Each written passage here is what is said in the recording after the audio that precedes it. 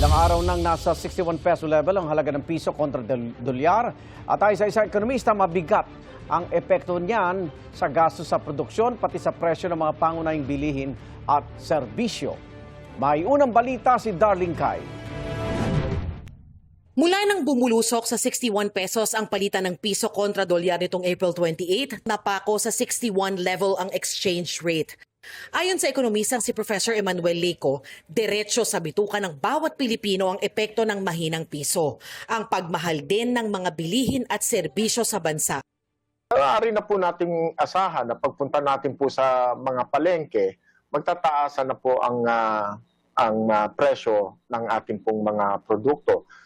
Tayo po ay nag-aangkat ng bigas, nag-aangkat po tayo ng isda, karne.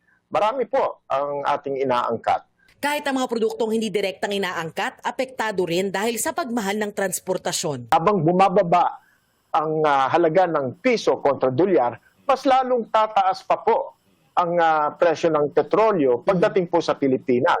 Sa Quezon City, nagsitaasan na ang presyo ng gulay, karneng baboy at manok, pati isda at ibang seafood. Matumal tuloy ang benta ng mga nagtitinda. Malungkot po. Ganun na po.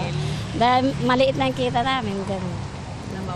Bawasan. Idinahilan din ng Meralco ang mahinang piso sa taas singil na 53 centavos kada kilowatt hour nitong Abril. Po, napakamahal ngayon din ng bilhin, pagtaas ng mga kuryente.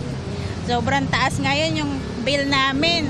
Dating 5K, naging siya ngayon doblet, naging 10K na. Tatlong beses, dalawang beses ka na lang kakain mo. May kape ka na lang. Tanghalian na lang.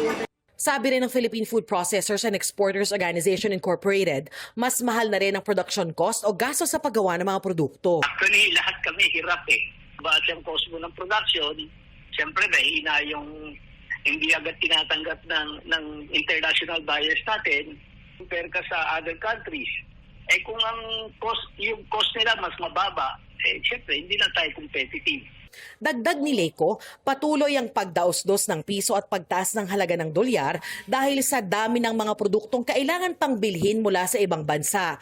Kaya mahalagang palakasin ang sarili nating produksyon at mga industriya para mabawasan ang pangangailangang umasa sa pag-aangkat. Ayon sa Malacanang, iniutos ni Pangulong Bongbong Marcos ang mabilis na pagkilos ng iba't ibang ahensya ng pamahalaan para mapagaan ang epekto ng krisis sa langis. Ito ang unang balita. Darlene Kai, GMA News.